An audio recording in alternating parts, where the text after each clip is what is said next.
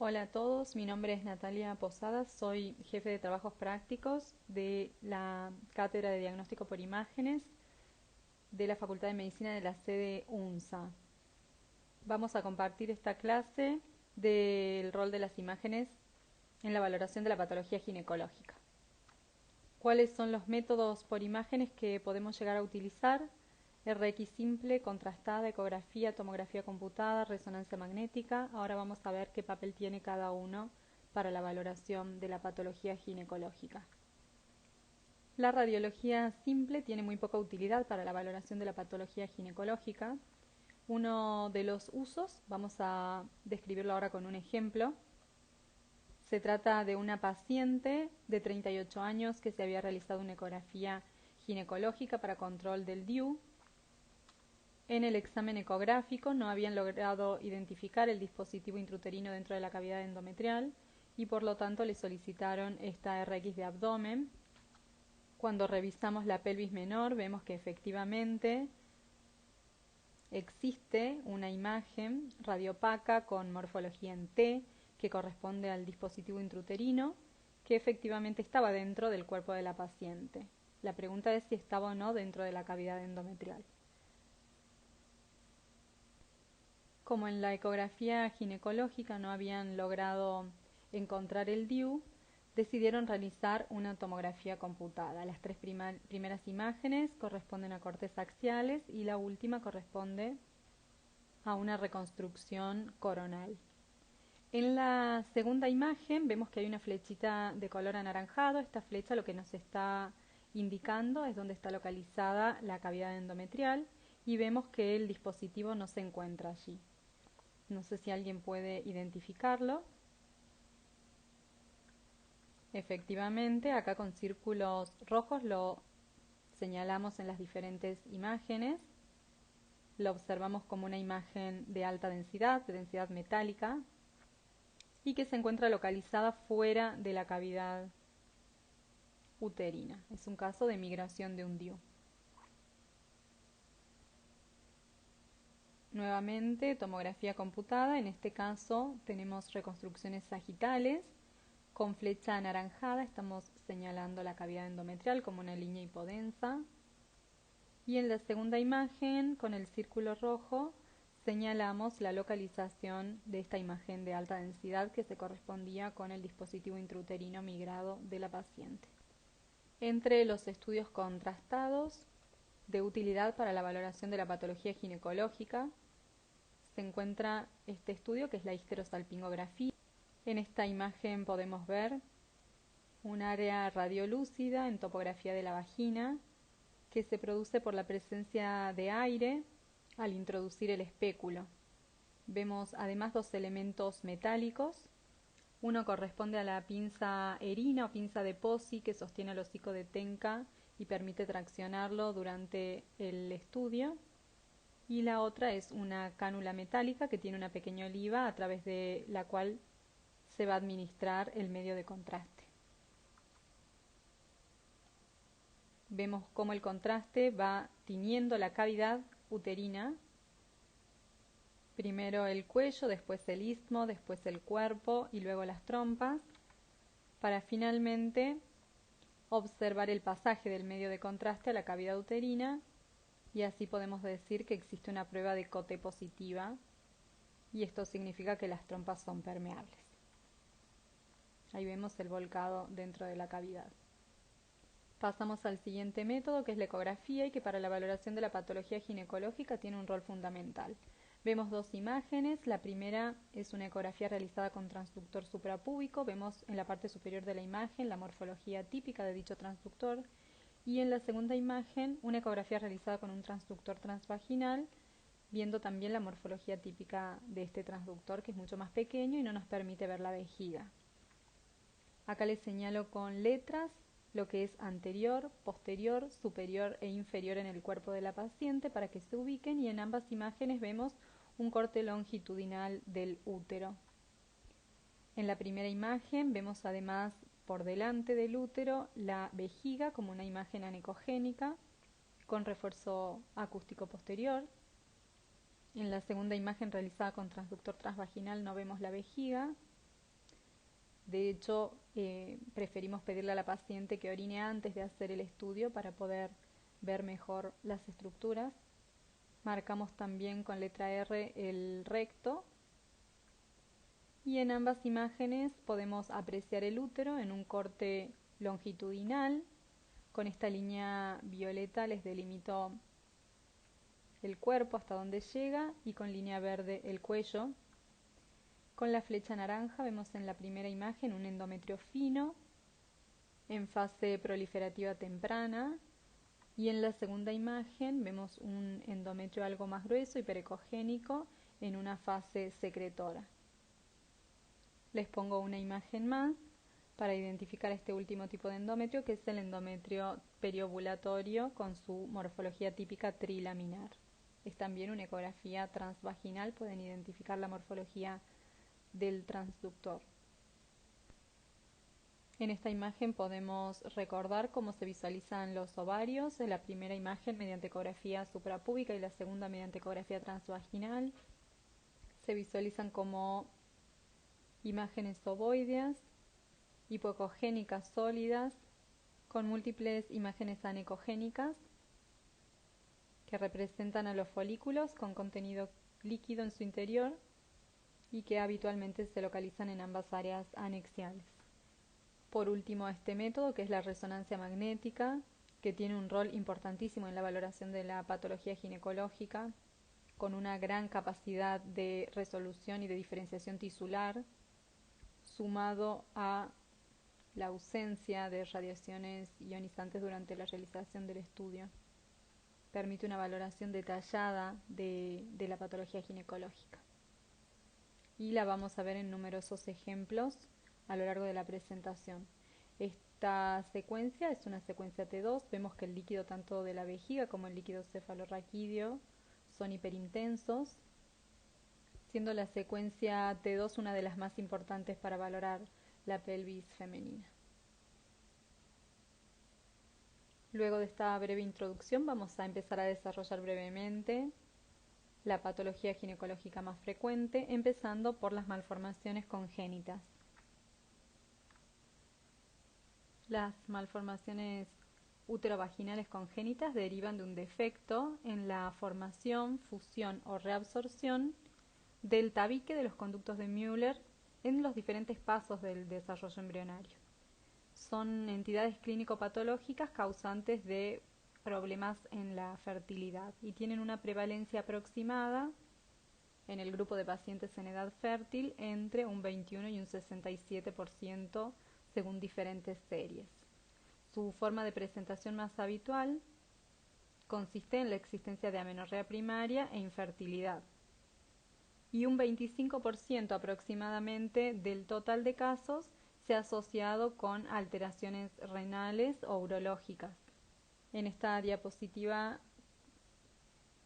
repasamos brevemente la clasificación de la Sociedad Americana de Fertilidad. En el grupo 1 están las hipoplasias o agenesias, en el grupo 2 el útero unicorne, en el grupo 3 el didelfo, en el grupo 4 el bicorne, en el grupo 5 el septado, en el grupo 6 el arcuato y en el grupo 7 las malformaciones relacionadas con dietilestilbestrol, que es un estrógeno que se utilizaba antiguamente para prevenir abortos, partos prematuros u otras complicaciones del embarazo y que aún está disponible en algunos países en desarrollo. Este estrógeno se relacionaba con la aparición de anomalías del aparato genital. Dentro de los estudios por imagen iniciales de las anomalías uterovaginales congénitas se encuentra la histerosalpingografía. Se considera el gold standard para evaluar la permeabilidad tubárica. Además, aporta información importante respecto a la morfología de la cavidad uterina. Sin embargo, no delimita el contorno externo del útero, y esto es una limitación. Siendo otra limitación importante de este tipo de estudios la presencia de radiación ionizante en pacientes jóvenes. Este primer ejemplo, ¿qué les parece? ¿Es un útero normal o tiene alguna anomalía? Vemos que existe una sola cavidad uterina con morfología alargada, con la presencia de una sola trompa, que es la izquierda, que se encuentra permeable. Este tipo de anomalía se denomina útero unicorne. Y vemos que esa única trompa permeable presenta una prueba de COT o de COT positiva unilateral izquierda. Es decir, que está permeable. Vemos otro ejemplo de histerosalpingografía. ¿Qué les parece esta imagen? Vemos que se opacifican dos cavidades uterinas que tienen una morfología fusiforme, alargada. Se ven dos trompas con prueba de COT o de COT positiva bilateral, es decir, que esas dos trompas están permeables. Este tipo de anomalía se denomina útero bicorne. Nos ayuda a identificarlo el reconocimiento de dos cuernos divergentes y un ángulo bicornual mayor de 110 grados.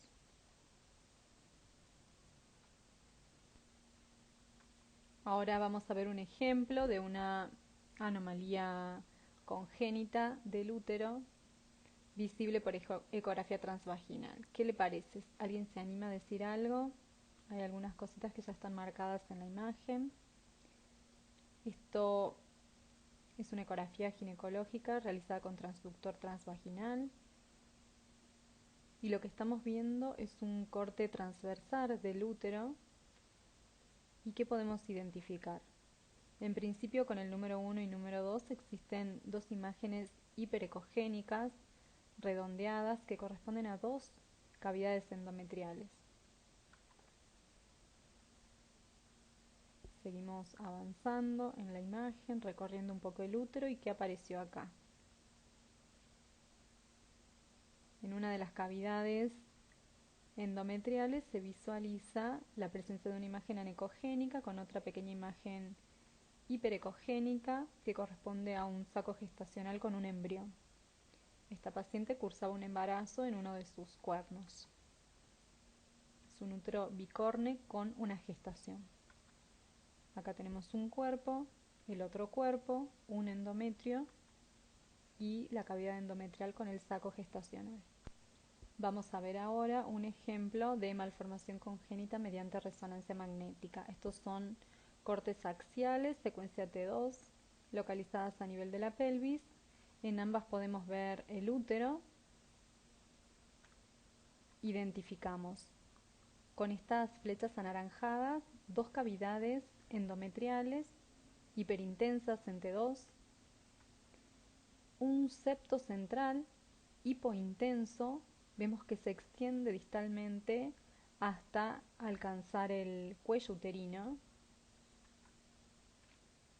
Con la línea verde les marco lo que es el cuerpo y con la línea de color violeta lo que es el cuello uterino.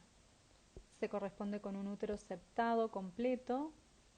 Vemos que a diferencia del útero bicorne que habíamos visto en la histerosalpingografía, donde los cuernos eran divergentes, en este caso los cuernos están mucho más próximos. En la resonancia además podemos evaluar la superficie externa del fondo uterino, que usualmente es convexa, pero puede ser en algunas ocasiones plana o ligeramente cóncava, pero menor a 1 centímetro. El útero septado es la anomalía congénita más frecuente.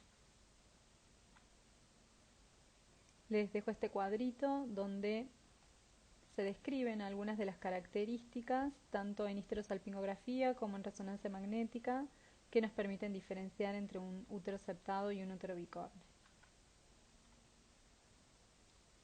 A continuación vamos a pasar a evaluar la enfermedad del endometrio. Vamos a describir primero la patología benigna del endometrio. En este caso les muestro una paciente con hiperplasia endometrial. Sabemos que la hiperplasia endometrial se caracteriza por una proliferación excesiva del endometrio con una proporción mayor entre glándulas y estroma respecto al endometrio normal. Y entonces la imagen que vamos a encontrar por ecografía es esta, de un endometrio engrosado con múltiples imágenes de tipo quísticas en su interior o anecogénicas. Luego la histología dirá si la hiperplasia es simple, es decir, sin células atípicas, o si es una hiperplasia que tiene además células atípicas.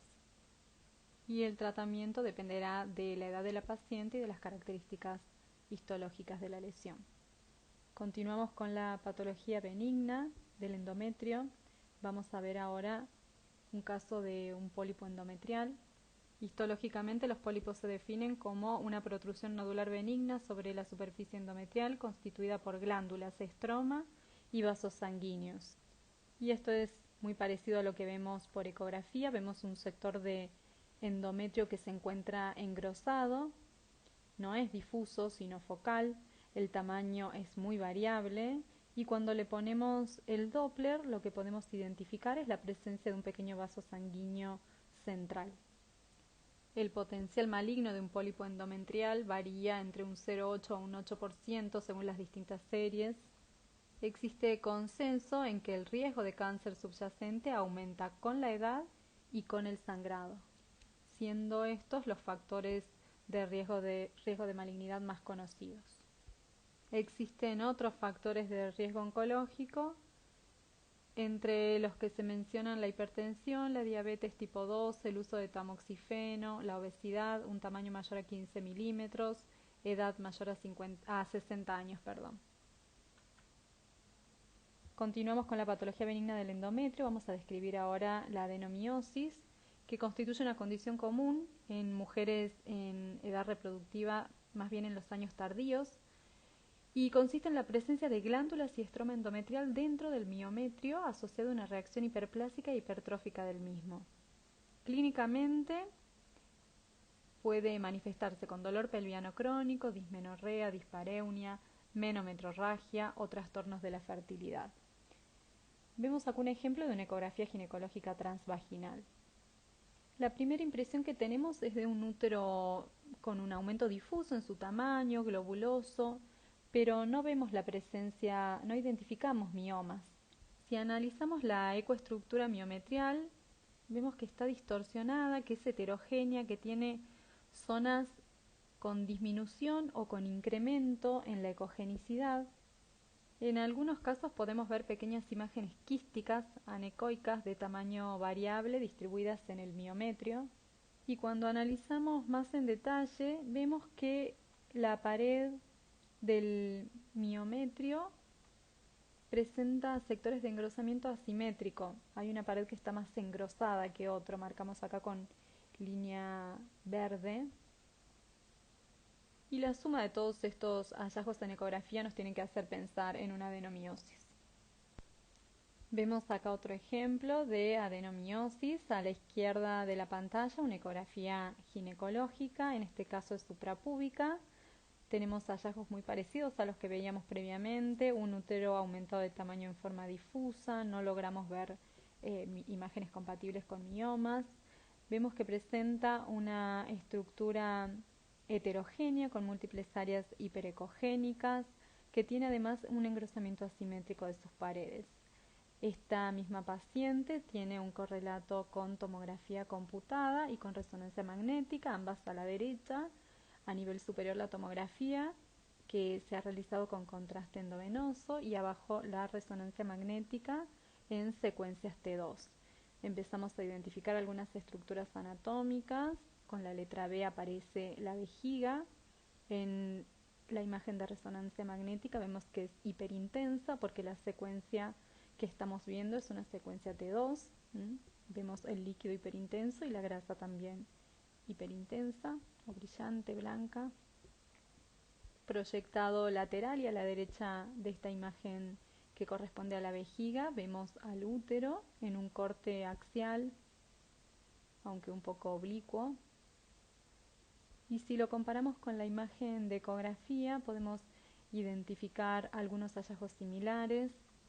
Con la flecha verde señalamos lo que correspondería a la cavidad endometrial, y en la estructura miometrial podemos identificar múltiples imágenes redondeadas que en la tomografía son hipodensas y en la resonancia magnética hiperintensas en T2. señalamos algunas con estas flechas anaranjadas. Y si medimos además el engrosamiento de las paredes, vemos que es asimétrico.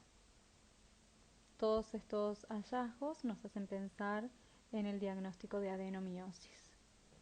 Continuamos con la patología benigna. Vamos a ver ahora un caso de endometriosis. Vemos una ecografía ginecológica. Para que se ubiquen, estamos evaluando el ovario y observamos una imagen redondeada que genera algo de refuerzo acústico posterior, por lo que sospechamos que podría tener un origen quístico, pero no es anecogénica, sino más bien tiene múltiples ecos en su interior que característicamente son muy homogéneos. Cuando ponemos el Doppler color, vemos que no tiene vascularización. Se las marco acá con un círculo. Y lo más probable es que esta lesión corresponda a un endometrioma. Por supuesto que habrá que correlacionarlo con los antecedentes y la clínica de la paciente. La endometriosis se define como la presencia de tejido endometrial ectópico fuera del útero y según su localización tiene diferentes formas. Lo que estamos viendo es el endometrioma, que es la endometriosis localizada en el ovario con formación de quistes característicos secundarios a hemorragias cíclicas. Estas hemorragias son las que definen la presencia de estos ecos internos. Vemos otro ejemplo de endometriosis, en este caso evaluado por resonancia magnética. Es fundamental para comprender el comportamiento de las lesiones en resonancia magnética, identificar las secuencias, y en este caso tenemos primero una secuencia T2 donde el líquido es hiperintenso y la grasa también es hiperintensa. En la segunda imagen una secuencia T1 donde el líquido es hipointenso y la grasa hiperintensa. En la tercera imagen una secuencia T1 con supresión de la grasa donde el líquido sigue siendo hipointenso, pero hemos borrado la señal proveniente de la grasa, entonces se ve hipointensa. Y por último, un T1 con supresión de la grasa con administración de gadolínio, es decir, es igual que la secuencia anterior, solo que contiene contraste endovenoso. Podemos identificar en topografía del ovario izquierdo al menos 3 lesiones visibles en estas imágenes. Una de las lesiones está señalada con la flecha anaranjada y vamos a analizar su comportamiento. Es hiperintensa en T2, hipointensa en T1, no cambia su señal cuando realizamos supresión de la grasa, o sea que no contiene grasa, y no evidencia realce interno con el contraste endovenoso. Podría corresponder, entre otras cosas, a un quiste, una imagen quística. Pero las otras 2 lesiones señaladas con la flecha verde vemos que son ligeramente hipointensas en T2. En la secuencia de T1 vemos que es hiperintensa. Cuando realizamos la secuencia T1 con supresión de la grasa, vemos que persiste con la misma señal, es decir, que no tiene un componente graso. Si esta lesión fuese grasa, en la secuencia T1 FATSAT, que es la tercera imagen, deberíamos ver que pierde su señal, así como pierde la señal el tejido celular subcutáneo, por ejemplo. No es el caso de esta lesión, y además tiene el mismo comportamiento que otra pequeña lesión señalada también con la flecha verde en un sector lateral izquierdo. Existen pocas sustancias que muestran una señal hiperintensa en T1 FATSAT, es decir, en la tercera imagen existen pocas sustancias que manifiestan esta señal blanca o hiperintensa en T1 FATSAT. Una de esas sustancias es la sangre. Estas imágenes con contenido hemático corresponden a endometriomas ováricos y la secuencia T1 FATSAT es bastante característica, ¿sí? Si bien tienen también ciertos signos en otras secuencias, la secuencia T1 FATSAT, cuando vemos imágenes blancas en los ovarios en esta secuencia, tenemos que pensar en endometriomas.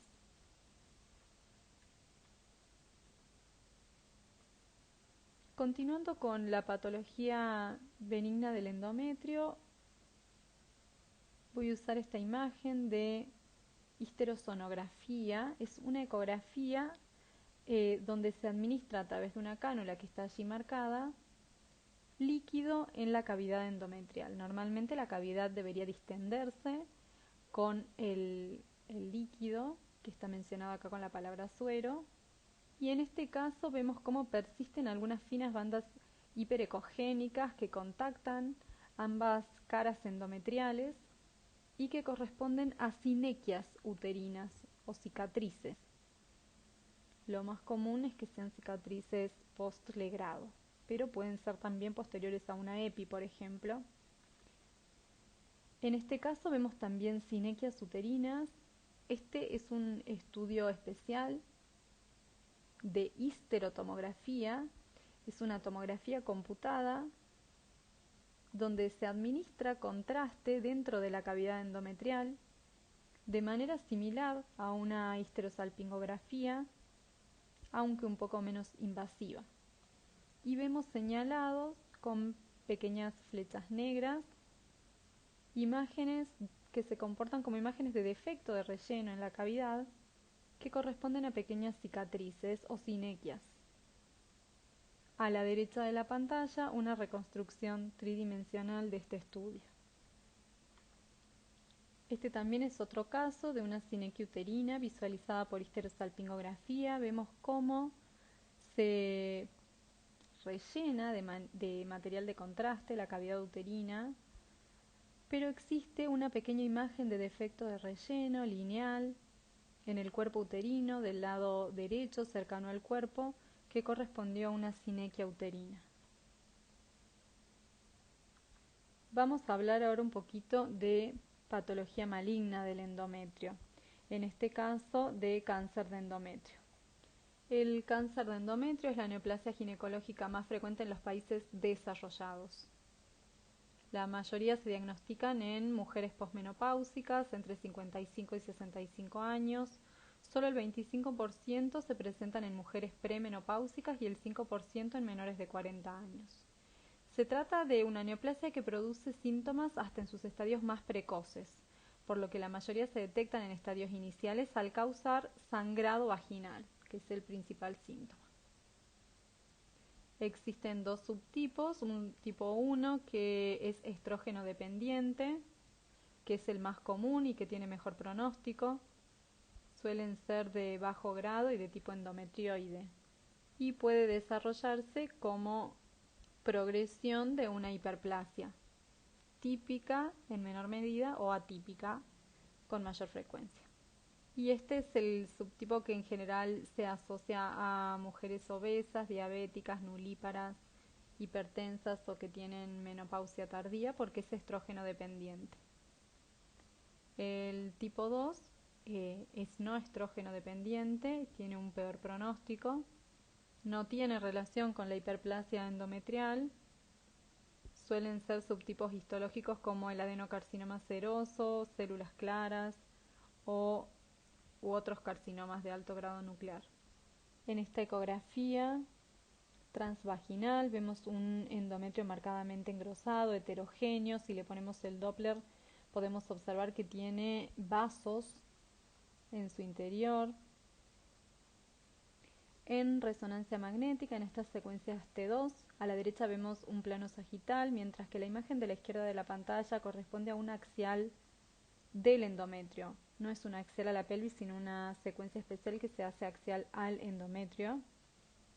Y lo que podemos identificar en estas imágenes es que en el interior de la cavidad endometrial existe un tejido que muestra una señal isointensa en T2 homogénea.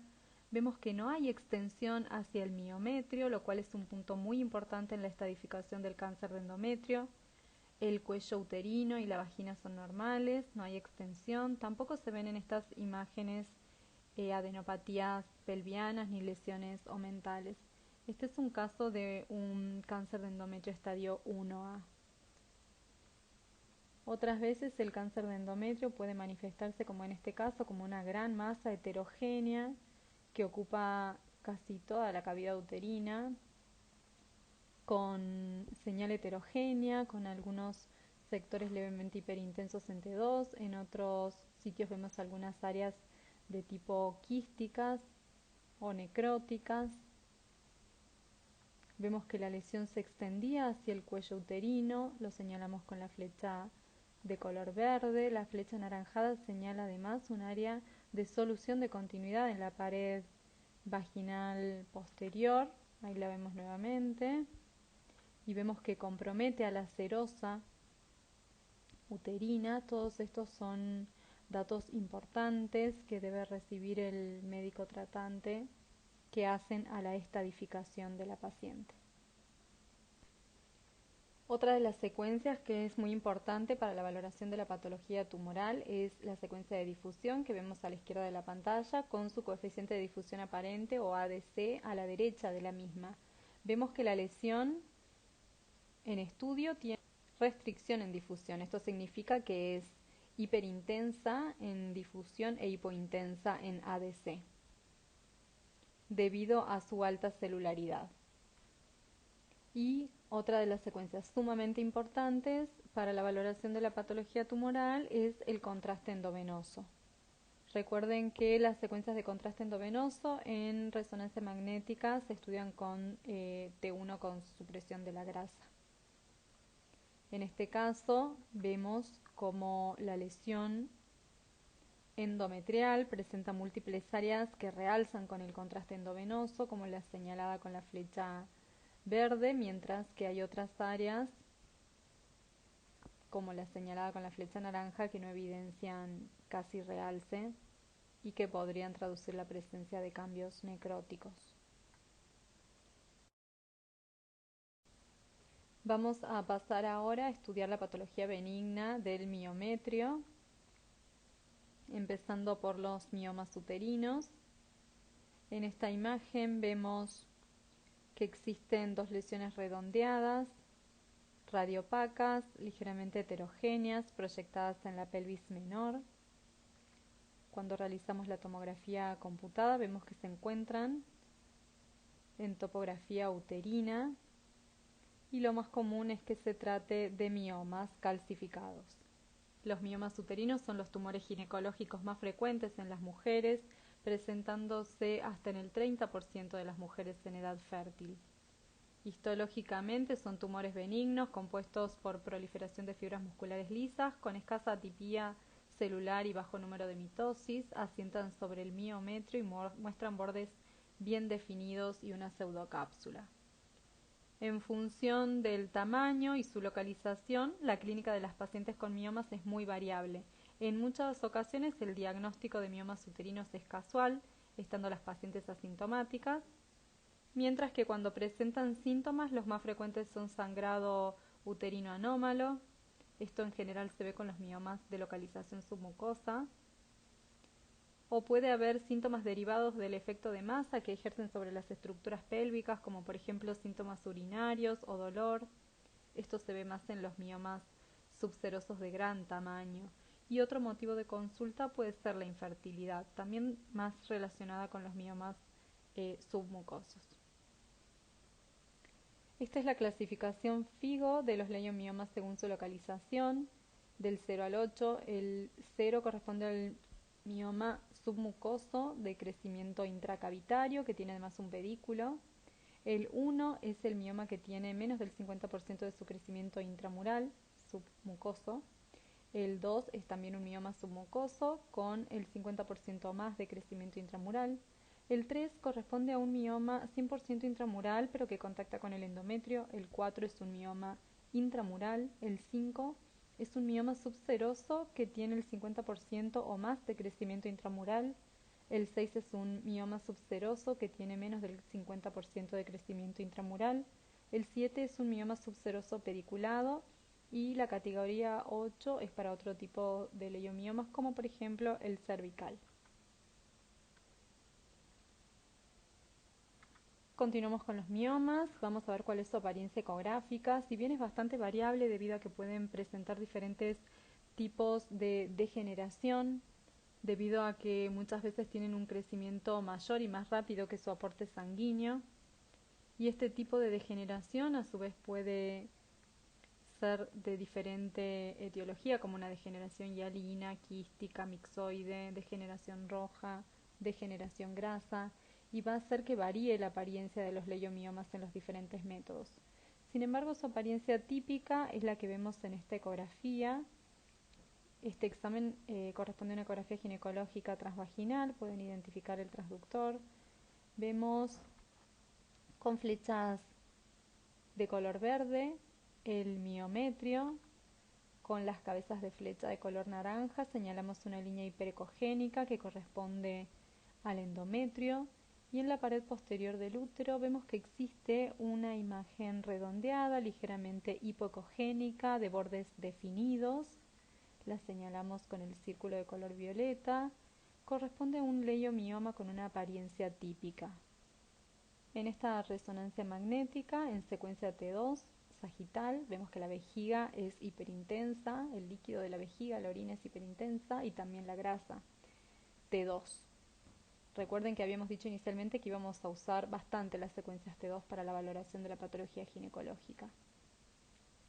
Vemos este útero en anteversoflexión, si bien tiene una apariencia globulosa, y vemos que existe también algunos sectores de engrosamiento asimétrico con algunas áreas quísticas.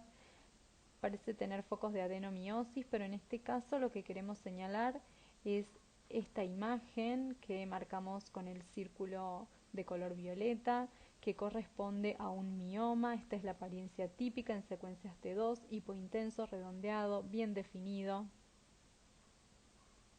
Recuerden que esta apariencia puede variar de acuerdo a diferentes tipos de degeneración que pueden llegar a sufrir los miomas. Pasamos ahora al cuello uterino. Vamos a hablar de patología maligna, cáncer de cuello uterino.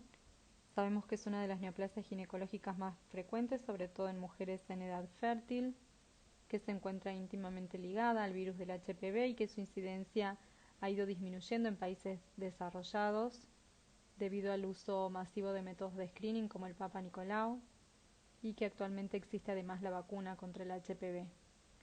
Vemos acá dos imágenes de resonancia magnética, a la izquierda de la pantalla sagital T2, a la derecha axial T2. Con flechas verdes señalamos la lesión, que característicamente se manifiesta como pérdida de la señal hipointensa normal que tiene habitualmente el cuello uterino, y que es reemplazada por este tejido que es ligeramente hiperintenso en T2, que si analizamos las secuencias de difusión que dijimos que teníamos que mirar con especial interés en los pacientes en los que estudiamos patología oncológica, vemos que es hiperintenso, es decir, que brilla en difusión y que muestra caída de la señal o hipointensidad en ADC. Esto significa que tiene restricción a la difusión debido a su alta celularidad. Pasamos a revisar un poquito lo que es la enfermedad de las trompas. Dijimos que uno de los métodos más utilizados iba a ser la histerosalpingografía, que era el gold standard para evaluar la permeabilidad tubaria, y en esta paciente lo que vemos señalado con flecha verde es una obstrucción tubaria derecha asociada a dilatación de la trompa, a un hidrosalpinx, mientras que la trompa izquierda evidencia permeabilidad adecuada con volcado a la cavidad peritoneal, con prueba de COT o de COTE positiva señalada con la flecha de color anaranjado.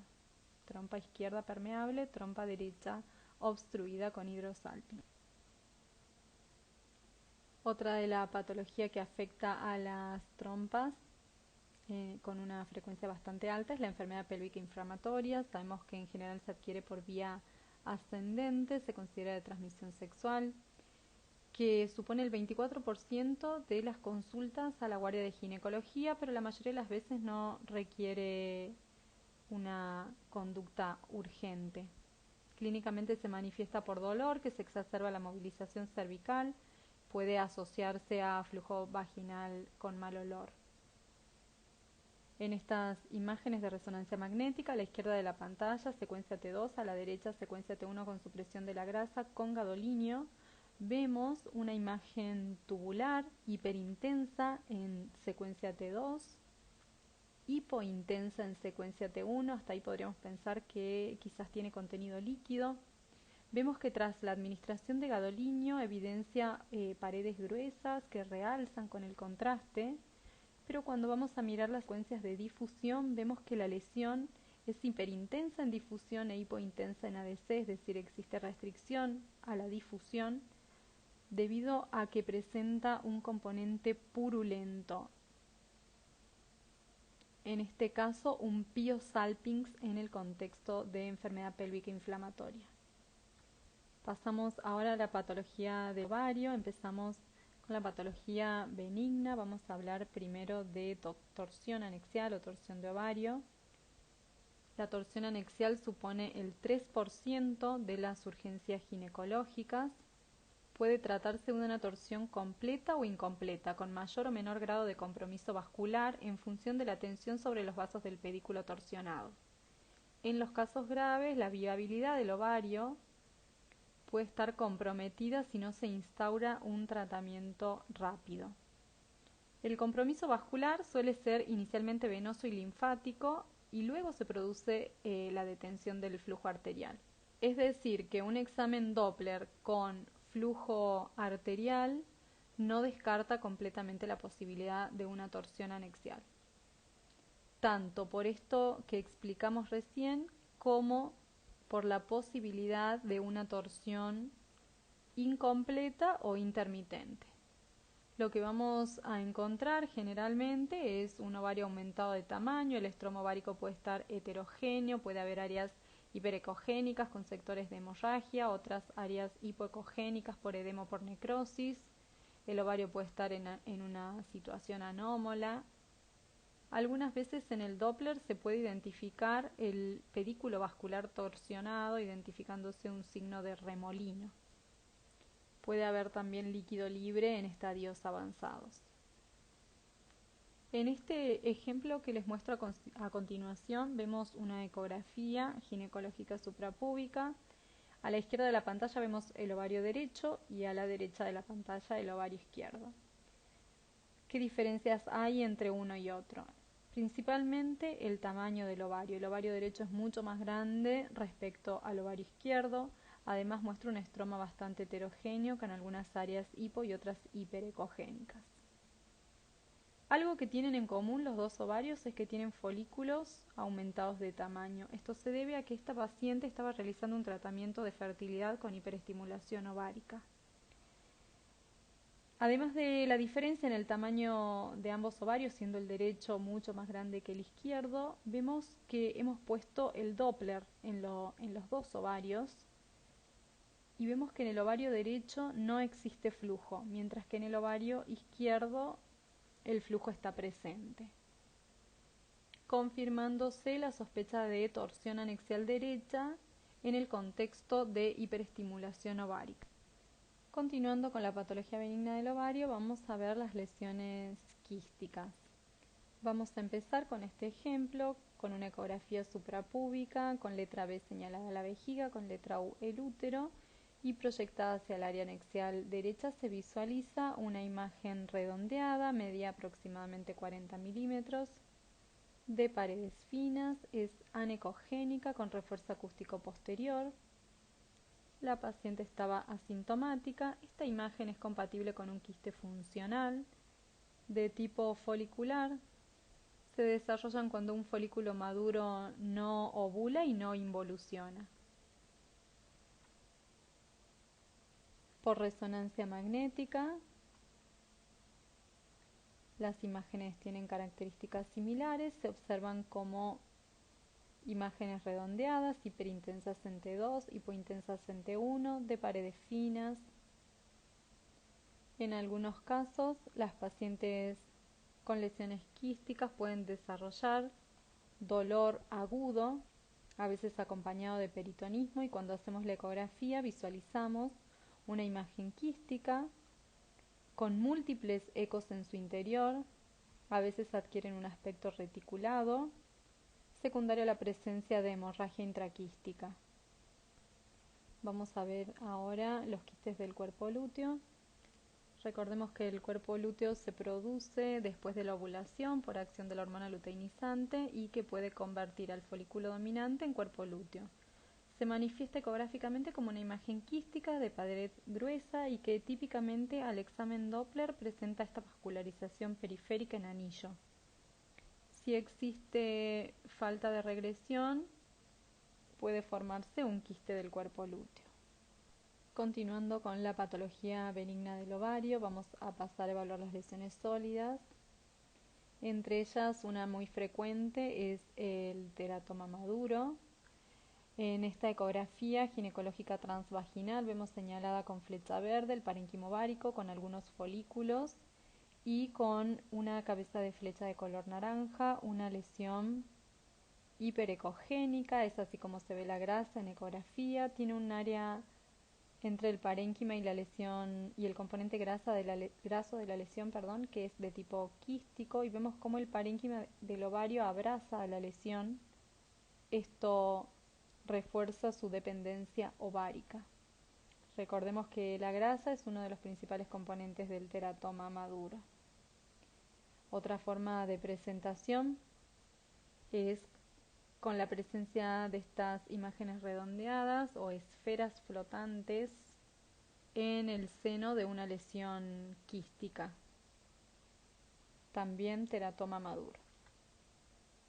Ahí mostramos el componente líquido de la lesión con flecha verde y con la cabeza de flecha de color naranja las esferas flotantes.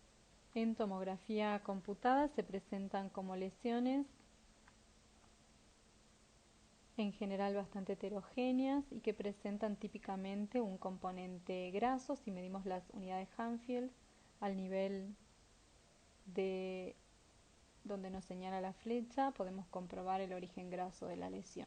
Acá tenemos otra imagen ampliada también de tomografía computada. Señalamos con flecha verde el componente graso de la lesión y esta lesión tiene además un componente calcificado. A veces puede corresponder también a la presencia de dientes en el teratoma.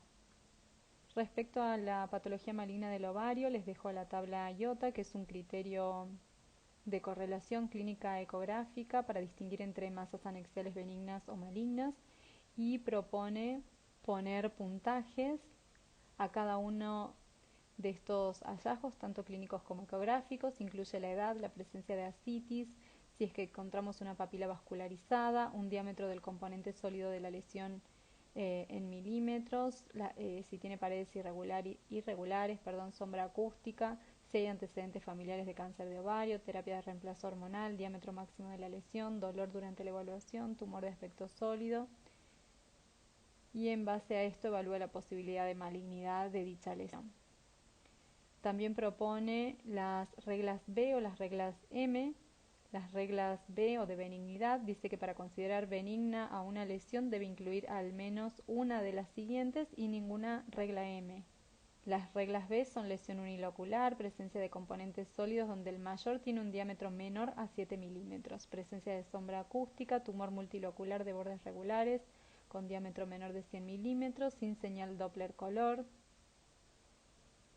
Y las reglas M que dicen que para considerar maligno debe incluir al menos una regla M que incluye tumor sólido irregular, presencia de ascitis, al menos 4 estructuras papilares, tumor sólido multilocular de bordes irregulares con diámetro mayor a 100 milímetros, señal vascular muy intensa, puntaje color Doppler 4.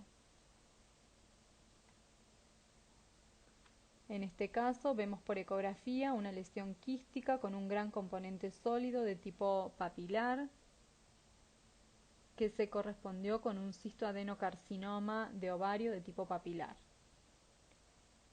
Vemos acá un ejemplo de cáncer de ovario por resonancia magnética. La flecha verde señala la lesión primaria localizada en el ovario derecho con áreas quísticas de tabiques gruesos con múltiples sectores sólidos. La flecha de color violeta muestra la presencia de lesiones sólidas a nivel del peritoneo compatibles con implantes. La flecha de color naranja evidencia la presencia de ascitis. La flecha de color verde claro muestra además un nivel líquido-líquido en el componente ascítico a nivel posterior, que podría traducir la presencia de un líquido más denso en el sector declive, podría ser sangre u otro tipo. Mostramos acá con flecha roja el colon sigmoides con múltiples imágenes diverticulares.